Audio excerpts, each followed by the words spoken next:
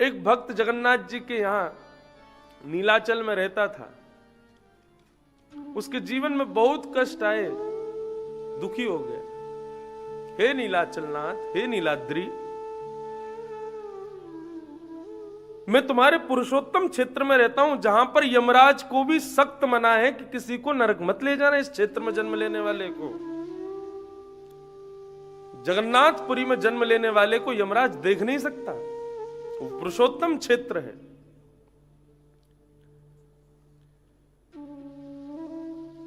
लेकिन प्रभु, आपके इस क्षेत्र से भले ही व्यक्ति नरक ना जा सकता हो, लेकिन इस क्षेत्र में रहने वाले लोगों के जीवन में इतने कष्ट आ रहे हैं, तो नरक तो आप यहीं बना देते हो। इस प्रकार से जगन्नाथ जी के सामने कहने लगा। इससे बढ़िया तो हम यमलोक चले जाएं, जितना कष्ट हमको यहां मिल रहा है। श्री जगन्नाथ जी उसके स्वप्न में प्रकट हो गए। बोले, तू रोता क्यों है? कष्टों की वजह से रोता है? तू कष्ट में है तो क्या हुआ, सदा सर्वदा मैं तेरे साथ हूं ना। अरे भाई, ये संसार दुखालय, यहां कष्ट आएंगे ही आएंगे, उनको कोई रोक नहीं सकता। लेकिन फिर भी तुझे लगता है कि तू बहुत कष्ट में है, तू इस कष्ट से निवृत्त होना चाहता है। तो जब कभी भी तुझे कष्ट का अनुभव हो ना, तो उस कष्ट पे सुख की अनुभूति के लिए समुद्र किनारे चल करके देखना, तुझको दो पैर दिखाई देंगे, एक तेरे चरण चिन्ह, एक मेरे चरण चिन्ह। तब ये अनुभव करना कि ठाकुर जी मेरे साथ हैं। और मेरे सन्निधि का अनुभव जब तुझको होगा, तो तुझे कष्ट का अनुभव नहीं होगा। वो भक्त रोज जाता, समुद्र किनारे चल करके देखता, तो जब चलता तो पीछे देखता, तो दो पैरों के चिन्ह उसके, दो पैरों के चिन्ह श्री जगन्नाथ जी के, और वो प्रसन्न हो जाता। इस प्रकार प्रसन्न रहने लगा। रोज जगन्नाथ जी को टेस्ट करने जाता कि मेरे साथ हैं कि नहीं। एक दिन उसके जीवन में बहुत बड़े संकट का पहाड़ गिर पड़ा। अत्यंत दुखित रोता हुआ समुद्र के किनारे पहुंचा, और समुद्र के तट पर जब चल रहा था, तो उसको अनुभव हो रहा था शायद जगन्नाथ जी मेरे साथ नहीं है। पीछे मुड़ करके देखा तो केवल दो चरण चिन्ह दिखाई दे रहे थे। विलखने लगा, रोने लगा, रुदन करने लगा, हे नाथ, हे नीलाद्री, हे नीलाचल, आप भी केवल उसी के साथ रहते हो जो सुख से संपन्न है, दुख से संपन्न व्यक्ति को आप भी छोड़ देते हो। जगन्नाथ जी प्रकट हो गए। क्यों रुदन करता है? बोले, देखो, आज आपके चरण चिन्हों का दर्शन नहीं हो रहा है, केवल मेरे चरण चिन्ह दिखाई दे रहे हैं, आपके चरण चिन्ह नहीं है। इसका मतलब आपने भी मेरा साथ छोड़ दिया आज। जगन्नाथ जी ने उसको गोद में उठाया और कहने लगे, बालक, जब तू चलता है और तेरे को चार चरण चिन्ह दिखाई देते हैं, तो उस समय मैं भी चलता हूं और तू भी चलता है। जिस प्रकार पिता पुत्र के साथ हाथ पकड़ करके चलता है। लेकिन जब पुत्र बीमार होता है, पुत्र किसी कष्ट में होता है, पुत्र किसी दुख में होता है, तो पिता उसको हाथ पकड़ के चलवाता नहीं है, पिता उसको गोद में लेकर के चलता है। तू बहुत कष्ट में है, तब तुझको दो चरण चिन्ह दिखाई दे रहे हैं। ये दो चरण चिन्ह तेरे नहीं है, ये मेरे हैं। तू तो दुख से है, इसलिए तुझको तो गोद में मैंने उठा रखा है। तू थोड़ी चल रहा है, चल तो मैं रहा। जब दुख संकट जीवन में आते हैं ना, एक अनुभूति करना, तब भगवत स्मरण ज्यादा होता है। कुंती जी कहती हैं इस बात को, और वो स्मरण इसलिए ज्यादा होता है क्योंकि ठाकुर जी हमको गोद में उठाए होते। नमे भक्त्या प्रणश्यति, भगवान गीता में कहते हैं, मैं अपने भक्त को पतन होते हुए नहीं देख सकता, अपने भक्त को रुदन करते हुए नहीं देख सकता, अपने भक्त को कष्ट में नहीं देख सकता।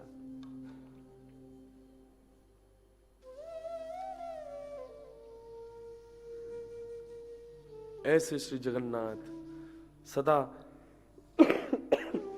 सर्वदा हम सब जीवों पर कृपा करते हैं और निरंतर साथ रहते हैं। बिना बुलाए बोले, मायरी मेरो श्याम लगो संग डोले। ठाकुर जी से यदि प्रीति आप चाहते हो, ठाकुर जी को प्रेम करना तो सब करते हैं, लेकिन ठाकुर जी आपसे प्रेम करने लगे उसके लिए आप पाक शास्त्र में खूब बढ़िया हो जाओ, बढ़िया बढ़िया भोजन सामग्री बना करके ठाकुर जी के सामने प्रस्तुत करने लगो, तो ठाकुर जी आपसे प्रीति करने लग जाएंगे। लाल जी हमारे भोजन के बड़े प्रिय हैं, ठाकुर जी हमारे खावे पीवे में बड़ी रुचि रखते हैं। श्री जगन्नाथ मंदिर में जब दाल भात सिद्ध किया जाता है तो भोजन बनाने वालों को मुंह पर पट्टी बांध के रखनी पड़ती है। क्यों? क्योंकि प्रसाद बनाते हुए यदि उसकी सुगंधी भी आपकी नासिका में चली गई और सुगंधी से जाकर के आपकी जिह्वा में ये भाव उत्पन्न हो गया कि ये बहुत स्वादिष्ट बन रहा है, इसको लाल जी के भोग के बाद हम खाएंगे, यदि उस प्रसाद के प्रति इतनी भावना भी आ गई ना, जगन्नाथ जी उसका भोग नहीं लगाते। एकादशी व्रत के महात्म्य में ऐसा लिखा है, आपने एकादशी व्रत किया और सामने वाला यदि कुछ खा रहा है, उसको खा करके आपकी जिह्वा में पानी आ जाए और आप सोचो कि अरे कब एकादशी पूरी हो, मैं भोजन करूं, इतने मात्र से एकादशी टूट जाती है। तो ऐसे ही ठाकुर जी का भोग सिद्ध करते समय यदि हमारे मन में भाव आ जाए, देखो कितना स्वाद बना है, और बार बार आप जो है अपने मुखमंडल के सुंदर उस रस को बार बार पीना शुरू कर दो, अरे जल्दी भोग लगे हम पाएं, उसको ठाकुर जी स्वीकार नहीं करते फिर। बल्कि भावना ऐसी होनी चाहिए, ये भोजन बहुत सुंदर बन रहा है, बहुत सुखद है, ठाकुर जी पधारेंगे, मधुमंगल आएगा, श्रीदामा आएगा, ठाकुर जी के सब सखा आवेंगे, प्रेम से प्रसाद पाएंगे, भोग लगाएंगे, और उनके मुखमंडल से जो अधरामृत निकलेगा, उस अधरामृत के मिश्रित होने के बाद हमको प्राप्त होगा। इस प्रकार की भावना से भोग सिद्ध किया जाए तो ठाकुर जी भोग पाते हैं। तो पाक शास्त्र और गायन शास्त्र, ये दो शास्त्र यदि मानव के बहुत अच्छे हों तो ठाकुर जी रीझ जाते हैं बहुत जल्दी। आप ठाकुर जी से प्रीति करो वो बात अलग है, लेकिन यदि दो भाव आपके यदि मधुर हैं तो ठाकुर जी आपसे प्रीति करने लग जाएंगे। ऐसा एक नहीं, अनेक उदाहरण मैंने भक्तों के चरित्र में देखे हैं। गजराज तारो तेने आवने को जावने को, खावने पकावने को मीराबाई तारी है। नरसिंह मेहता को तारू वहीवार सवारने को, वेदन सुनावने को जयदेव तारो है। एक भाव में गाया करता हूं, सुना है तारे हैं तुमने लाखों, हमें जो तारो तो हम भी जान। आपने जितने भी तारे उनसे कोई ना कोई आपका काम बन रहा है। गजेंद्र को क्यों तारा? उसकी सवारी करनी थी आपको। खावने पकावने को मीराबाई तारी है। मेड़ता की मीराबाई, राजस्थानी लोग तो भोजन बहुत अच्छा बनाते हैं, ठाकुर जी ने कि इसको तार दो, बढ़िया वैकुंठ में बढ़िया सब्जी रोटी बना खिलाया करेगी, तार दिया। नरसिंह मेहता को तारो वहीवार सवारने को, इतने लोग दान दक्षिणा देते हैं, भाई कोई एक मुनीम भी होना चाहिए, तो ठाकुर जी नरसिंह मेहता को तार दिया। और वेदन सुनावने को जयदेव तारो है। जयदेव को क्यों तार दिया? बोले वेद सुनाएगा, बढ़िया बढ़िया स्तुति बना बना करके सुनाया करेगा। सबको आपने तारो। रैदास को क्यों तारो? बोले चामड़ा में धावने को, बोले हमारे बढ़िया बढ़िया सुंदर जूती आदि बना दिया करेगा जब कभी भी हम चलने जाया करेंगे। सबको तारा आपने अपनी व्यवस्था के लिए। मैं आपके किसी काम का नहीं, भयंकर आलसी हूं मैं, मुझे तार के दिखाओ तो मैं जानूं कि आप तारणहार हो। हमें जो तारो तो हम भी जाने, हमें जो तारो तो हम भी जाने, सुना है तारे हैं तुमने लाखों, सुना है तारे हैं तुमने लाखों, हमें जो तारो तो हम भी जाने, हमें जो तारो तो हम भी जाने, हमें जो तारो तो हम भी जाने, हमें जो तारो तो हम भी जाने, सुना है तारे हैं तुमने लाखों, सुना है तारे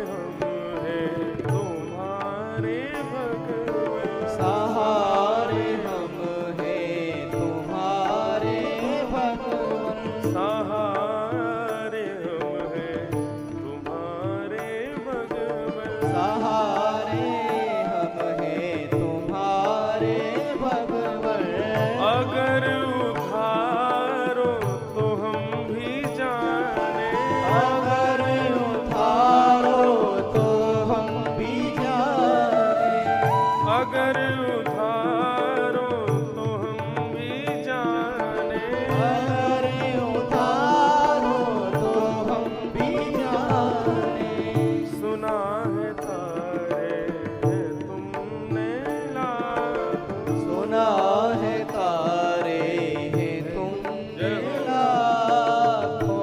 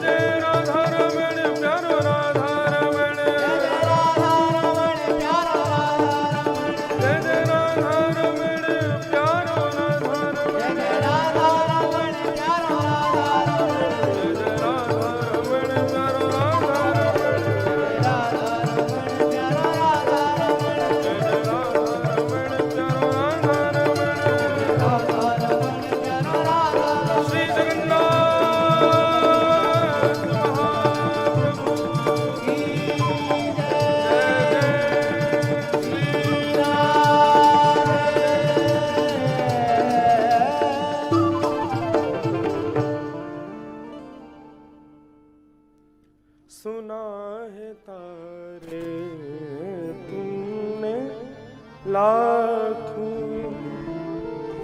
हमें जो तारों तो हम भी जाने। सुना है तारे हैं तुमने लाखों, हमें जो तारो तो हम भी जाने। ठाकुर जी को तारना पड़ता नहीं है, ठाकुर जी तारते ही हैं।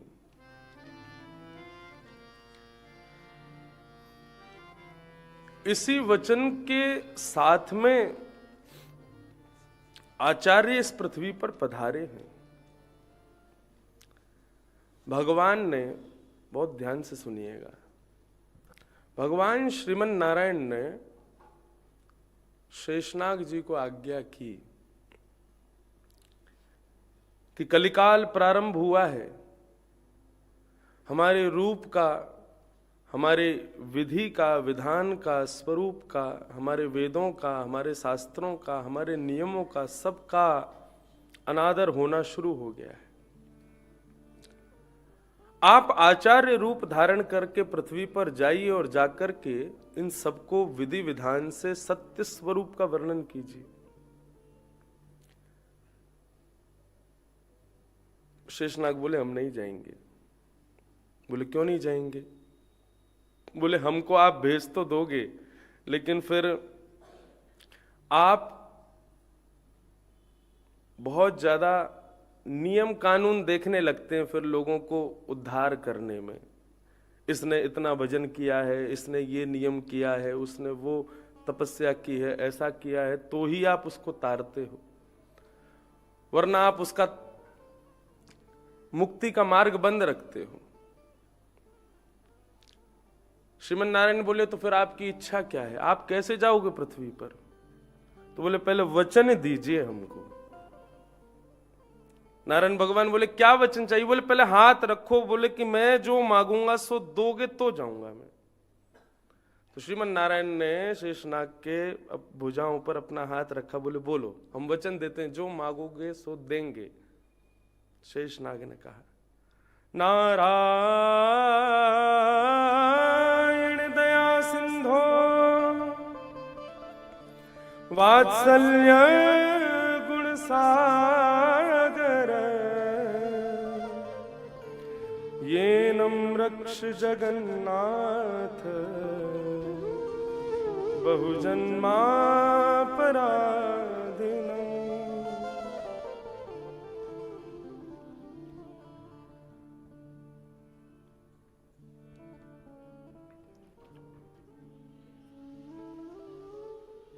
नारायण दया सिंधु श्रीमन नारायण नारायण नारायण श्रीमन नारायण नारायण नारायण श्रीमन नारायण नारायण नारायण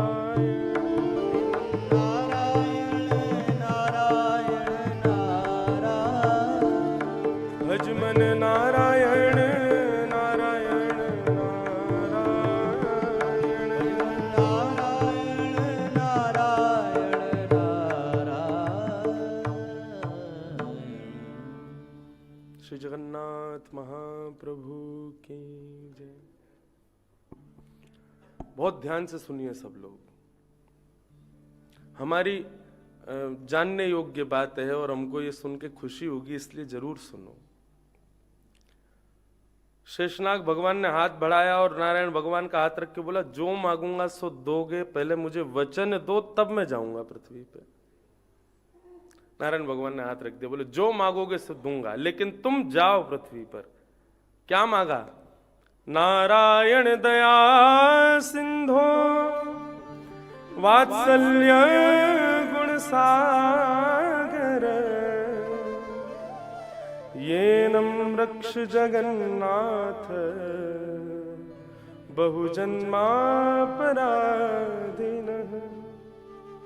हे नारायण, हे दया सिंधु,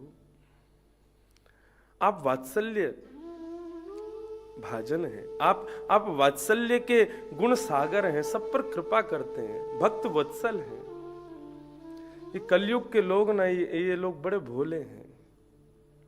मैं आपसे केवल इतनी प्रार्थना करना चाहता हूं, हे प्रभु, आपके सामने आकर के अपने नेत्रों से एक बार यदि कोई आपको केवल देख भर लेना, चाहे वो कितने भी अपराध उसके जीवन में हो, कितने भी पाप वो अपने जीवन में करके आया हो, कितने भी जन्मों जन्मांतर के उसके पाप हो, लेकिन वो यदि आपके सामने आकर के देख ले और अबोध बालक की तरह केवल आपको प्रणाम कर ले। बालक छोटा होता है, माता पिता उसको सिखा देते हैं प्रणाम कैसे करना है, लेकिन वो प्रणाम का मतलब नहीं जानता। उसको बता देते हैं, बोले कि बेटा चलो राधे राधे बोलो, तो वो फिर हाथ जोड़ता है। उसको ये नहीं पता राधे राधे का मतलब क्या होता है। उसको बोलेंगे प्रणाम करो तो सिर झुका देगा, बोले जय करो तो हाथ उठा देगा जय, लेकिन उसको जय का मतलब नहीं पता, प्रणाम का मतलब नहीं पता, हाथ जोड़ने का मतलब नहीं पता, राधे राधे का मतलब नहीं पता। लेकिन फिर भी वो बालक जब ये क्रिया करता है तो हमको कितनी खुशी होती है, कितना प्यारा बालक है, उसको गोद में लेने की इच्छा होती है। हे जगन्नाथ, जब सामान्य जीव आपके सामने आकर के केवल हाथ जोड़ के प्रणाम मात्र करे ना, तो एक बालक पर जैसे वात्सल्य भाव उमड़ता है ना, ऐसे उसको देख करके हे प्रभु ये नम रक्ष जगन्नाथ है, उसकी रक्षा करना प्रभु। यदि ये वचन आप मुझे दोगे तो मैं पृथ्वी पर जाऊंगा, नहीं तो नहीं जाऊंगा। तब भगवान ने कृपा करके शेषनाग को आज्ञा की कि आप जाइए, मैं वचन देता हूं, जो भी मेरे सामने आकर के केवल हाथ जोड़ करके प्रणाम मात्र करेगा, उसकी रक्षा करने का दायित्व मैं उठा लूंगा। वो सदा सर्वदा मेरे रक्षक में रक्षार्थ बना रहे, ये जिम्मेदारी मेरी बन जाएगी। तभी शेषनाग इस कलिकाल में भाष्यकार श्री रामानुज स्वामी जी के रूप में प्रकट हुए। भाष्यकार श्री रामानुज स्वामी जी महाराज की